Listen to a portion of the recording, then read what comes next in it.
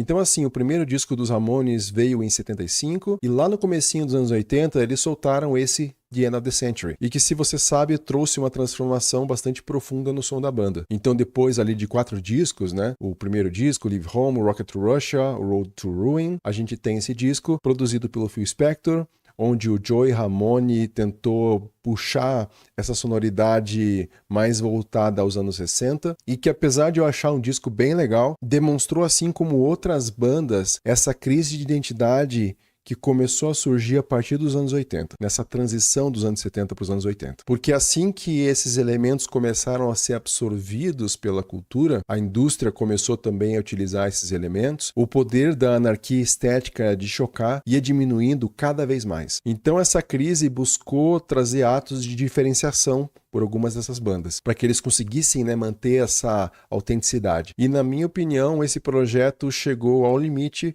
com o próprio Gigi Allen, que criava nessa forma de rebelião tão absoluta, tão abjeta, tão autodestrutiva, que era impossível de ser embalada. Não tinha como ser comercializado e também não tinha como ser assimilado, porque basicamente era crime muitas das vezes. Então ele é esse ponto final, e apesar de ser horripilante, acaba sendo um caminho, de certa forma, lógico, pela busca de não se tornar uma mercadoria dentro do movimento. Então, como eu comentei, os Sex Pistols, né, tinha toda essa estética, os Dead Kennedys já absorviam isso de uma forma mais séria, mas também com um filtro ali intelectual, né, de sátira, eles brincavam muito com isso, e já o Gigi Allen não tinha nada a ver com política nenhuma. Era basicamente um caos ali através das ações nos palcos. Então, o projeto do Gigi Allen era chegar nesse limite existencial do anarquismo. Então, para a gente conseguir entender o que o Gigi Allen se tornou, a gente precisa voltar lá para o passado para entender suas influências. Então, logicamente, a gente precisa voltar lá no Iggy Pop. Ele é amplamente reconhecido aí como o padrinho do punk, e isso não é apenas devido à sonoridade dos estúdios, mas é também pela sua performance de palco. Então as performances do Iggy Pop, como a gente vê aqui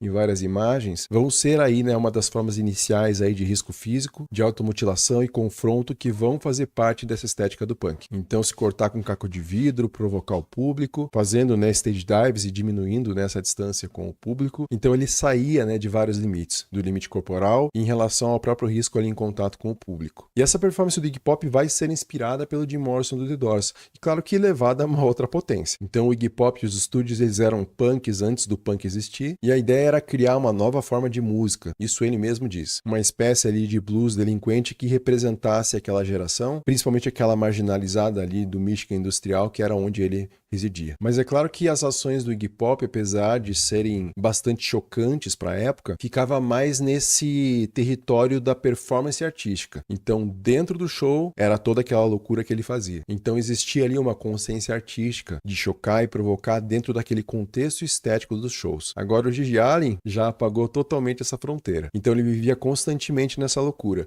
Não tinha muito limite para o que ele fazia no palco, para o que ele fazia na vida real. Então, ele buscava fundir essa performance com sua vida pessoal, até que essa distinção se tornasse irrelevante. E se a gente falar em paralelo do movimento punk, também tinham expressões artísticas que eram também muito fortes, como a gente vê aqui nessas imagens, inclusive não dá para ver várias delas aqui, e eu não vou mostrar para você também, que é justamente o chamado acionismo vienense. Então ele foi bem ativo na Áustria ali nos anos 60, e que tinham ali vários artistas que faziam artes bastante chocantes, que envolviam automutilação, rituais quase religiosos, incluindo, né, sangue, entranhas de animais, nudez e até coisas piores que isso, se você conseguir imaginar aí. E essa forma de arte foi uma reação ali do pós-guerra, uma sociedade dominada por um catolicismo bem conservador e assombrada também pelo seu papel ali no Terceiro Reich. Então a ideia aqui era que as pessoas que assistissem essas apresentações se confrontassem sobre o seu próprio subconsciente reprimido. E aqui, se a gente for comparar essas duas formas de arte junto lá com o que a gente já viu, a gente começa aqui a encontrar algumas semelhanças. Então é como se fosse aquele tipo de arte misturada com música e que acontece nos palcos, mas não apenas dentro dele. Então ele não reagia pelas mesmas razões que o pessoal da Áustria, mas com uma forma diferente de repressão. O consumismo, essa cultura higienizada e essa própria mercantilização da América ali na década de 80 que começou a ocorrer cada vez mais. Isso sem falar também em todo o seu passado, toda a sua família. Tem um vídeo bem legal do irmão do Gigi Allen, que é o Merle, que ele conta sobre toda a infância. O pai deles era um psicopata a ponto de cavar cova no porão para cada pessoa da família, faltar luz, faltar comida. Então uma infância bem brutal.